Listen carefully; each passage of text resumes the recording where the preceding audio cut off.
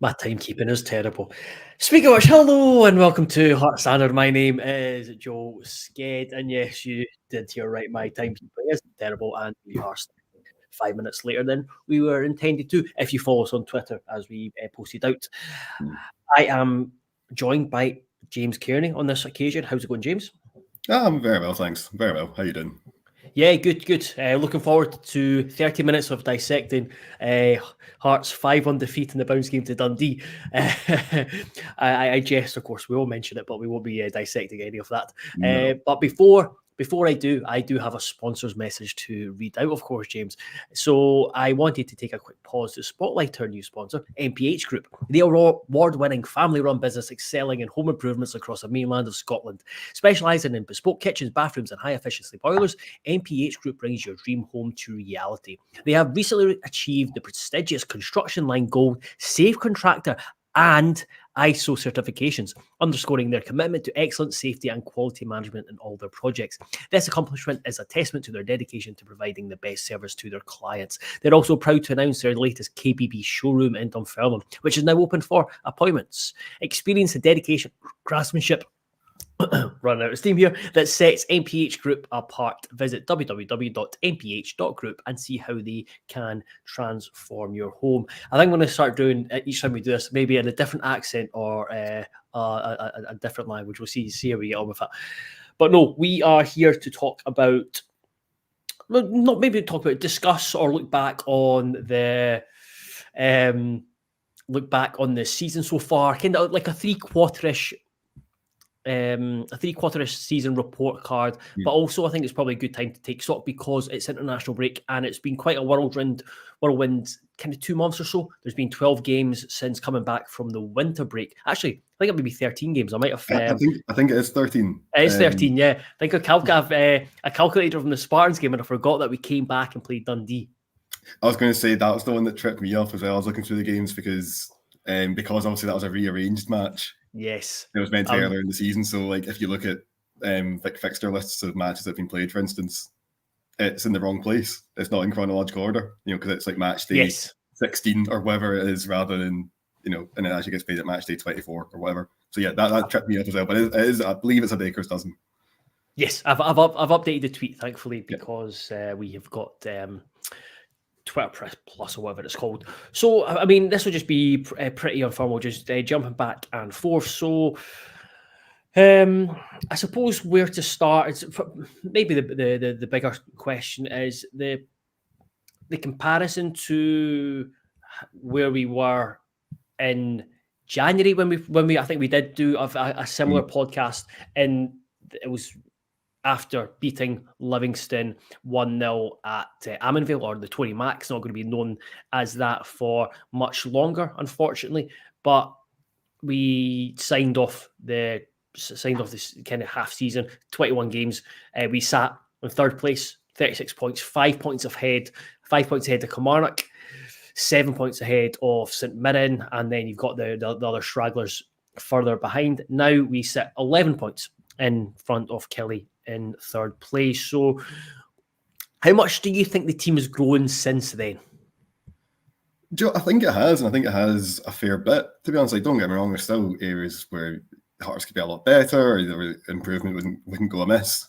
Absolutely. But I think when you look at just the kind of raw nuts and bolts of it, you kind of have to conclude that they have. The Hearts team have improved since then. I think that there are a couple of things that, I mean, thinking back to that previous podcast, the things that I'm sure we talked about were things like, we really need Neuenhoff to come to the fore. He's not really, he wasn't really contributing all that much back then. We didn't really know what he was doing. That's happened.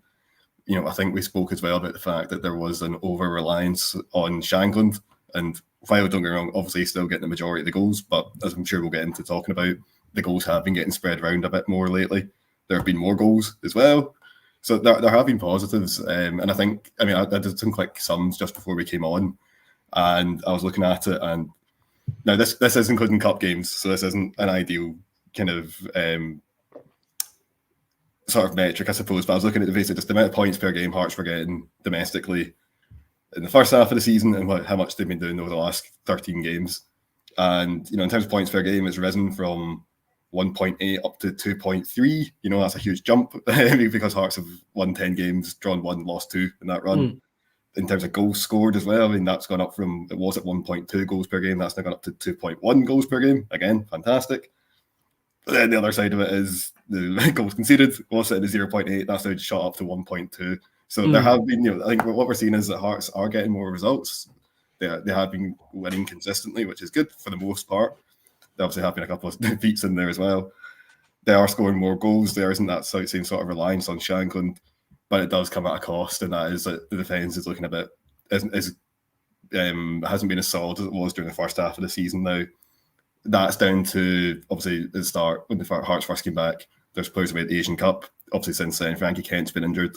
We've seen more of the back four as well over the last couple of months than we have in the first half of the season. So there are reasons for this. It's not just plucked out of thin air. But I think on the whole, you have to be pretty pleased. I mean, if someone said to you in January, okay, if the next international break rolls around, you'll be in the semi-finals of the Scottish Cup, you'll have opened up this huge lead into between third and fourth, and you know the team will be scoring more goals and getting more points, you'd be pretty happy with that, right? Oh yeah, absolutely, and I think so. Graham mentions, "Hi lads, I think the report card just now would be very positive. Sitting third in Cup semi is a really good position, especially after the loss to Aberdeen in December." And yeah, I think I've been talking about from Livingston, and I think it's important to go back to the Aberdeen game. I think it's been such a transformative result that in terms of mentality, and it's just been that's kind of rather than Kickstarter malaise, that had the opposite impact, and we've just grown and grown and grown. In terms of the comparison to the winter break to this international break, yeah, I do. I think the team is tried to evolve a wee bit more. It's less stuffy because there was you kind of knew after that Celtic game, Hearts would be a back three, and there would be defensively solid, very, very well organised, a really hard team to play against. But again, it wasn't the most exciting team to watch. And yes, there still has been struggles, especially first half in terms of getting in, trying to go through the gears and play the type of way that Hearts fans probably want to see. We've seen that a lot more in this the second half. And I suppose that's a big thing would be the team have managed to find different ways to win. We've seen it a couple of times coming back from 2-0 down to get results where they're winning or getting a draw. I think there's a steeliness, a better mentality about the side, which is really positive, and it's kicked on. And I just see a couple of comments coming here. Jim said, "If I'd been offered this at the start of the season, I've taken it, no questions asked. 2 cup semis and a comfortable lead in third. It should be what we expect, but that's what we're working to." Really good point, and it kind of leads on to a comment Liam said, especially with Jim saying if I'd been offered at the start of the season, because Liam, 14 points from the opening round of fixtures have killed this being a sensational season. Next game becomes the biggest season so far. Have to kill Kelly in the race for third place. We'll definitely touch on that towards the end. But I think that's a good point from Liam, and still that sense of frustration because as football fans, we're always wanting more, and we always love to deal in what ifs. What if George Burley hadn't been sacked, etc. We love looking back nostalgia, what ifs, and you do look at that start of the season and just how inconsistent it was, how poor it was, how frustrating it was to where we are now. Firstly, a massive improvement. I think it's a team who have got lots of different tools in their armory. It's still a team that I think is progressing and has got still a long way to go to be the finished article. Stephen Ace would probably admit that himself, but at the same time, it's still frustrating that when you look at how the season started, yes, we wouldn't have been putting a title challenge in, but the gap would have been certainly a lot closer to the Old Firm than it would be the 11 points to Kelly. Yeah, and you never know as well. Obviously, if Hearts had started strongly, you know, that applies a different sort of form of pressure on the Old Firm, and you never know what happens at that point. So yeah, I mean, I agree with Liam's point there. It's like, yeah, there's if it wasn't for that slow start, who knows what could have happened. You know, like you say, it could have been a sensational season. But I do think though, if you look back to where Hearts were in January, where there was obviously a lot of uncertainty over Shankland, over whether or not he was going to stay or not. Lembikisa was brought in. He's now challenging Atkinson for that spot regularly, week in, week out. Some would even say that perhaps he's nudged ahead of Atkinson in the pecking order as well. So I just think that Hearts just look like a much stronger team now than they did even in January. I mean, particularly with guys like Neuenhoff as well, who's really kicked on since then, of course. Vargas as well, I'd say. Vargas, yeah, exactly. Because I mean, I was looking at it. So by my count, Hearts have scored 23 goals in that time over the last 13 games or so. 26 goals, 26. And Vargas has got 4 of them, which is pretty good. It's just, only Shankland scored more in that time. And I mean, that is another thing as well, is like that previous reliance on Shankland, where he was contributing such a huge chunk of the team's goals altogether. That's not quite happening as much now. Like, okay, he's still the lead main goal scorer, but we've seen Vargas has been chipping in. Frankie Kent scored, Neuenhoff scored twice, George Grant scored twice, Alan Forrest scored, Lembikisa scored, Oda's been chipping in. So we are starting to see other, it's not quite as reliant as it was in Shankland between, for instance, like that run in between kind of November, December time when Hearts went on that fantastic run, where it was just every single game it was kind of like, well, Shankland doesn't score, Hearts don't score. That's not really the problem anymore, which is like obviously really encouraging to see. So yeah, I think there are a few players in particular. I think Neuenhoff's definitely one, Vargas is definitely one who's kind of kicked on. Although to be fair, he was even right before that last game before the break, he was great in that game as well, away to Livingston. So these are all, I think, signs of tangible progress. And I've got something as well going out on the site tomorrow all about Jorge Grant. And again, I think it's telling that of his 9 goal involvements this season, so goals or assists, 6 of them have arrived over this last since the turn of the new year in this run of games. So I think we're starting to see kind of other players within the squad step up and really start contributing more than they were in the first half, and I think that can only be a good thing. Again, it just makes you like you said earlier, you find new ways to win because of that. It's not just Shankland bailing the Hearts out every weekend. You got Alan Forrest stepping up, Ken Vargas stepping up, and then other players as well chipping in the goals, and it does make a huge difference, and it does mean that Hearts aren't quite as perhaps one-dimensional as they were at times. Yeah, that's used the best phrase there in stepping up, because I was speaking to someone at Hearts early in the season, and it was during that period when we're kind of building and starting to do really well, and kind of was like Shankland was on top form, and it was almost like it's been great, but you want other players to be to start to step up, and they have, and they really have, and in different, not even just with goals, but in different moments, and dragging the team through. Even defensively, Stephen Kingsley, I think, is getting better, getting better and better as the season goes on. I was going to try and think of my train of thought. It's completely escaped me, but yeah, that's a big thing, was people stepping up. Yes, it was. I was going to talk about Jorge Grant, and you mentioned him as one. He's been an interesting one, I feel, in that sometimes when he started the game, he's maybe not had the greatest of impacts. I look at Greenock Morton for the most recent example, but then there's times where he's came off the bench and he's had a positive impact. Okay, he might not have changed the game, but he has produced a telling moment, or been involved like he was at the weekend, where he came off the bench and he started to play passes into the box. No one else was really doing that for Hearts. Yes, I know the game situation had changed and Hearts had a lot more of the ball and County were sitting back. But just sticking on Grant, I think we might do maybe dedicate an episode to it, whether it's Friday or next week, your piece, because I think he is someone who splits opinion amongst the Hearts support in terms of, is he great? Does he flatter to deceive? Is he someone should be looking to move on?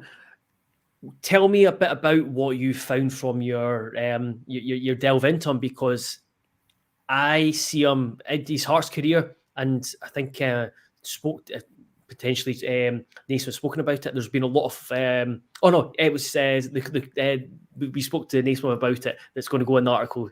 He talked about a lot of what if moments, or nearly moments, I should say, and that's been his Heart career, where he's looked good, but he's never really kicked on and been to that next level. So, what did you find in your kind of your research, watching back, etc.?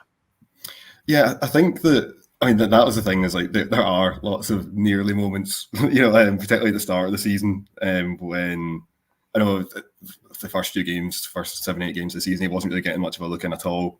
He gets his chance away at Kelly in the League Cup, takes it, has a really good game. But even within that game, you can see that, there's times where he's getting the ball, he's driving forward, he's linking the midfield and attack brilliantly, he's spreading the play, excellent, everything you want from a player in that position to do. But then there's other times as well where he's just, it's not so. I think we probably would call it decision making, I suppose, where he's trying to play passes or he's trying to force it where it's not really on. And I think that's something that Naismith spoke to you about was the fact that he's got this fantastic vision and this range of passing and all his technical ability, so that, he can spot these things. He kind of backs himself to have a go, but it's about kind of choosing those moments a bit more carefully, not just try to kind of unpick the defense every time you get the ball. And I think that's something we've seen more and more as the season's progressed. Because I think that's the thing as well, because I think people might be reluctant to call Jorge Grant, for instance, a key player at Hearts, but in terms of minutes played for midfielders this season, he's third. Only Beningame and Neuenhoff have featured more regularly for him, and barring a run of 4 games in December when he was injured, he's been in every matchday squad and he's only been an unused substitute once. So, generally he does play, and it's with good reason. I think it's because he's a good player. I think when you look at his stats and kind of how he compares to other midfielders in the league, he's by far Hearts' most effective creative player by a distance. Both, even when you take away, obviously set pieces play a part in that. Even when you take that away and look at just open play stuff, he's still comfortably by a mile, produces the most kind of chances and quality chances and things like that. And there's, to be fair, I just think there's nobody really else like him in the squad at the moment. He's been, obviously with Lowry going back to Rangers, Mackay injured, obviously he's on his way back now though. And then Scott Fraser, who's come in from Charlton, he was getting up to speed, had that injury that kind of interrupted that bid to get regain his match fitness. So we've not really seen too much of him yet, but you'd imagine he's the most kind of like-for-like player. But apart from him, there's not really many other players like Grant in the squad, which I think is why part of the reason why he's been playing so much as well is because I think that Hearts midfield does need a playmaker in it. I think we saw what happened on Saturday, for instance, when there wasn't one. The Hearts couldn't create anything whatsoever.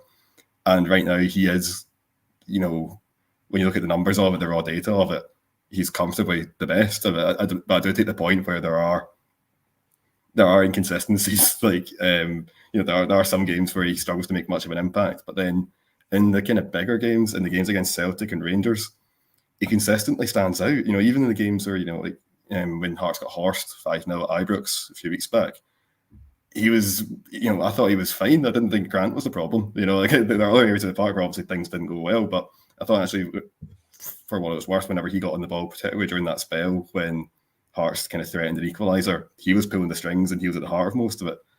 I think he kind of goes under the radar at times. I think he can be a bit of an unsung hero, and I understand why some people are a bit reluctant with Grant, and I do get it, because there are games where he doesn't, he can kind of fade out of them. I think he can kind of drift out of it, but I think that more often than not, he's quietly quite really effective at just linking the midfield and attack.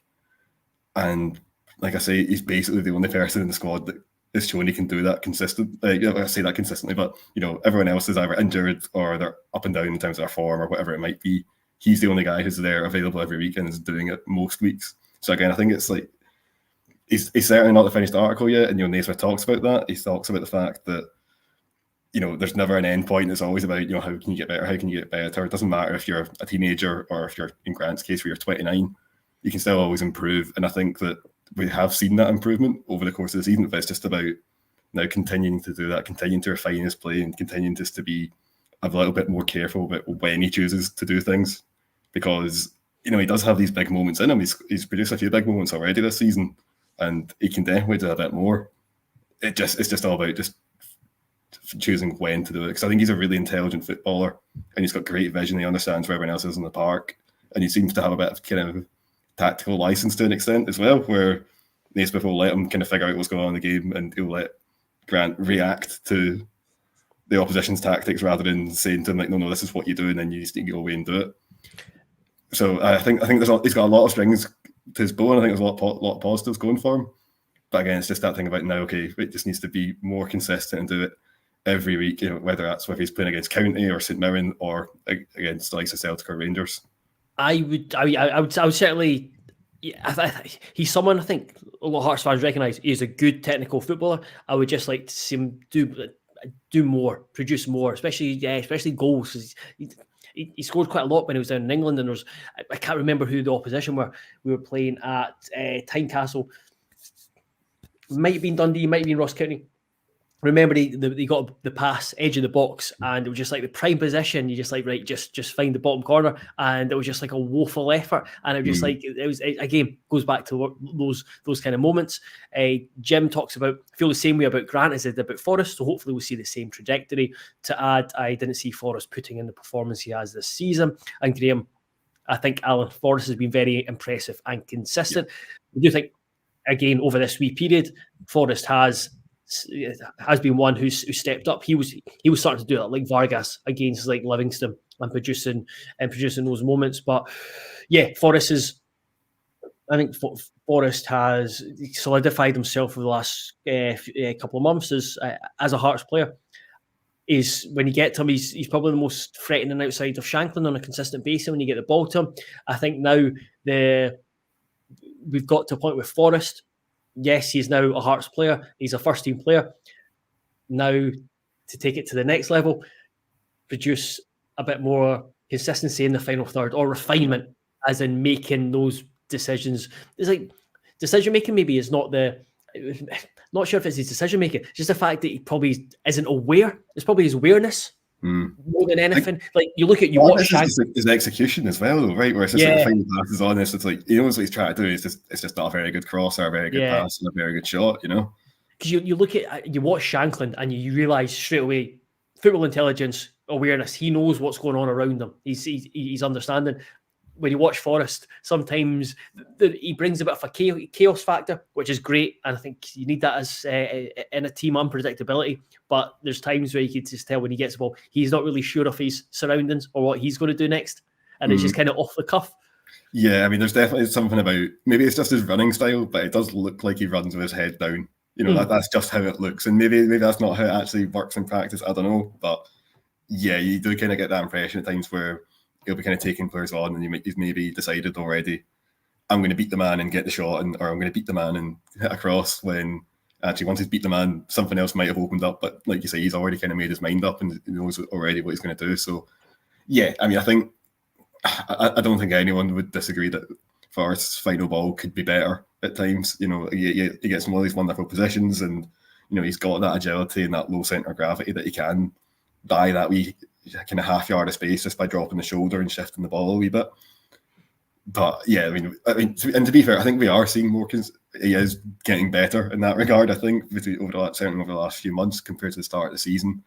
But again, it could still be an awful lot better. Because you just think if you could just get that to be 20% better or whatever, is put a number on it, just nudge it up a little bit, and it's like the amount of goals that the Hearts could then get as a result of that would be massive. So yeah, I mean, again, he's been surely one of the biggest success stories of the season so far. And yeah, again, he's not one of these players who has just only gone from strength to strength ever since he's come back from the break.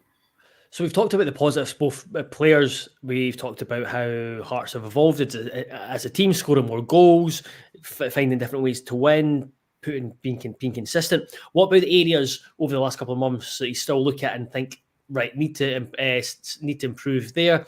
Liam says we're still flaky. Went unbeaten from December. Now we have one win in 4 in the league. We're mentally stronger than we in ages, but like games like Saturday are massively disappointing. And yeah, the result on Saturday was really frustrating. Graham, as I've said before, the slow starts are a big issue. We can't keep needing to change things in the second half to try and get a result. And because you can look at that two ways, and Naismith's in-game management and his ability to see the issues and fix them is really, really good. But at the same time, you don't want them to be having to go and do that every single time. So is there specific areas or issues that you think that are relatively obvious, like, right, that's where Hearts need to focus on and to allow them to maybe make the next step?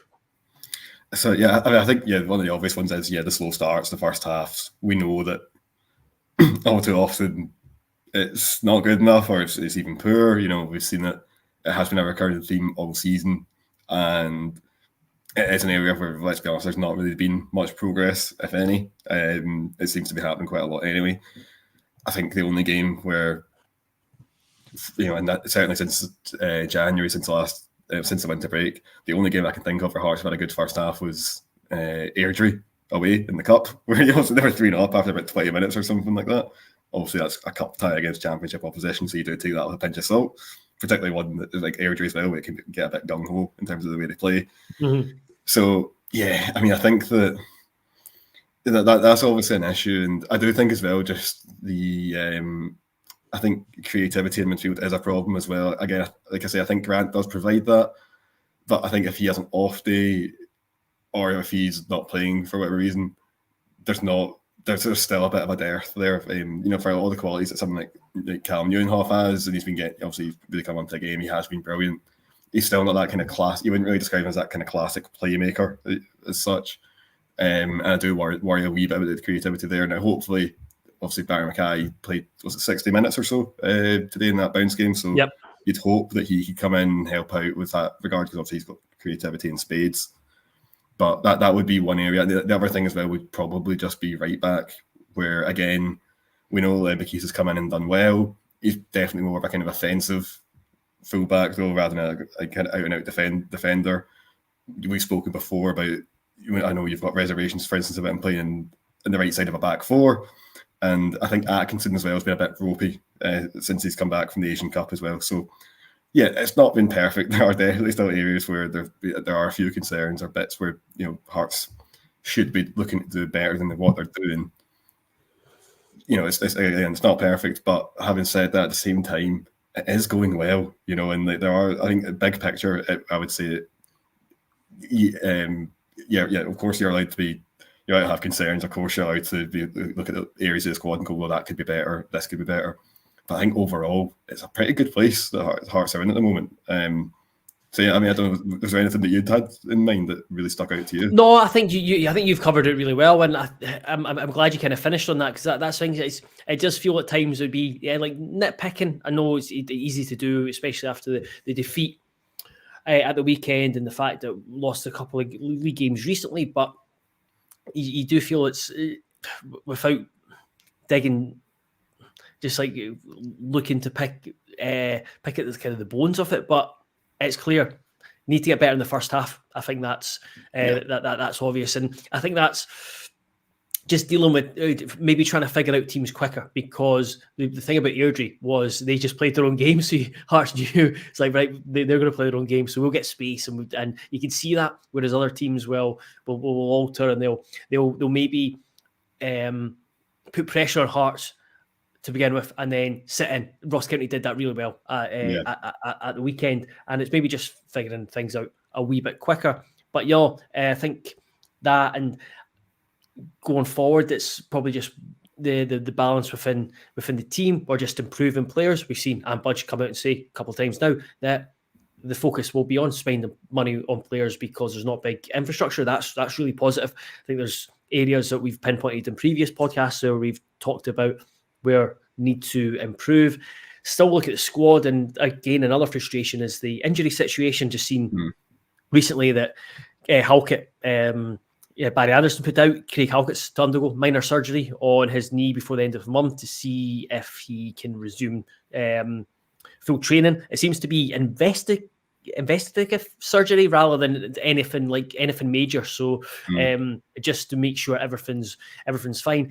Probably not the most pressing issue. It's about getting Kent back, Newhoff back, having Mackay play an hour in the bounce game against Dundee is big. Scott Fraser wasn't involved, so it's probably even more so with Mackay. If he can get those three players back, that's a big bonus, because Mackay brings versatility, flexibility in the final third. You can play him as part of the front three. You can maybe play him as in the midfield, and I think he just gives you different options to unlock defences and allows you to take Vargas out, Forrest out, use them off the bench, because we've seen how effective they can be off the bench. Kent, just because of the qualities he brings to the centre back. Again, we saw that at the weekend with Sibic and Rolls.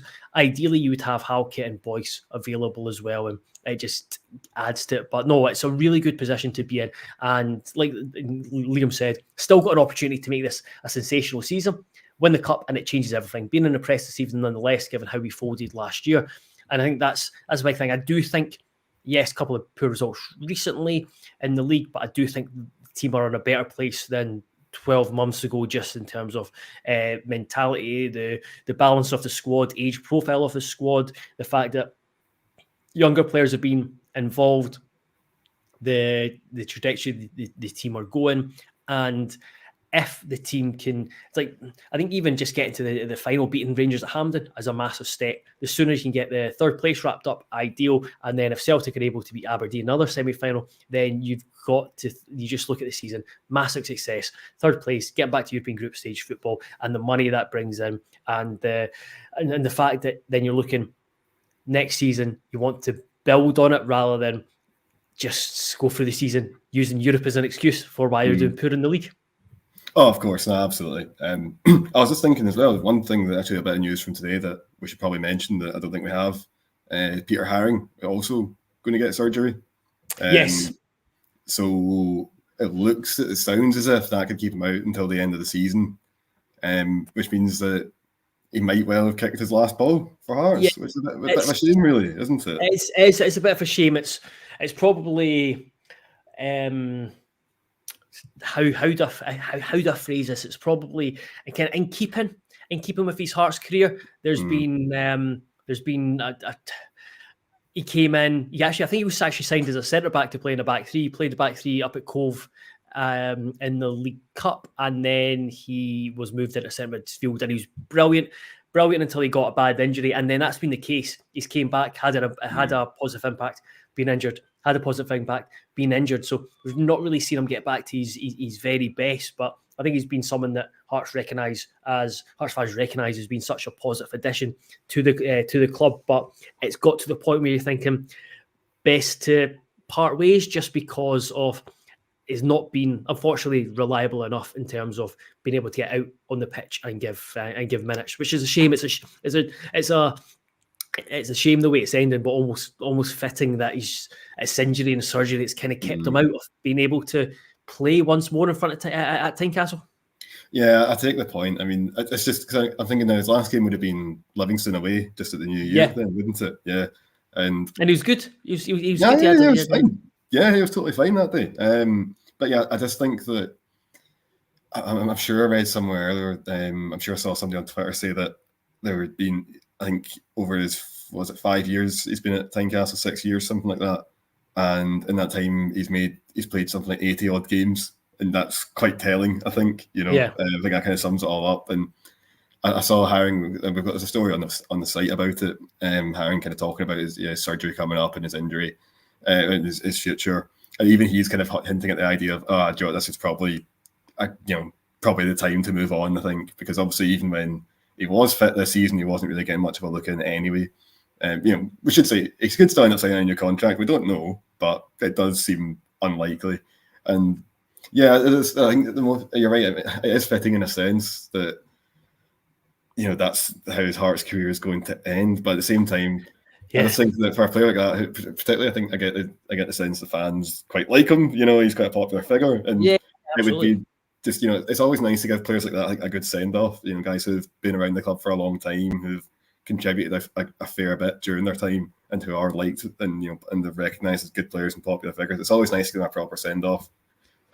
Hopefully, he still gets that at Tynecastle, last day of the season or whatever it might be. But, absolutely. Just a bit of a shame though. No one likes to see anyone getting injured. No, absolutely not. But I think it's one of those where I think fans are recognise that it's been heading that way into a kind of part of the ways, because you've seen it. We've reported on it that the contract situation with Benny's obviously still not signed it, so he's still waiting to make a decision. But a lot of the talk's been Benny, Craig Halkett, Craig Gordon, Lauren Shanklin, but there's never been mention of Haring. So it's pretty telling. We'll leave it there. I mentioned the bounce game at the start. Hearts lost 5-1 to Dundee at Tynecastle Park. It was I don't think it was the greatest of games, or that most ideal of how things turn out for Hearts. But again, probably the most important thing is players getting minutes, players who've not had enough minutes getting a run out, players keeping ticking over, and young players getting involved. I think there's 10. So 2 young players started, Liam McFarlane, in between a 6th defender, Luke Raffy, and then there was 10 subs in the second half of young players coming on for first team players. Was a relatively strong team that started, but again, the main thing was Yatad Oda got some minutes. Cammy Devlin was continuing kind of his build back into the first team, and mainly Barry Mackay got an hour of football ahead of next week in Kilmarnock come in, and hopefully Callum Newhoff and Frankie Kent are available for then. So yeah, fingers crossed, and we'll preview that game a lot closer at the time, because that's going to be a massive match at Tynecastle Park a week on Saturday. But until the next time we do a video like this, I'm not sure when it'll be because I'm going to be off on Friday, but we'll keep you posted on social media. But until then, thank you very much, everyone, and goodbye, James, and goodbye, everyone. Bye.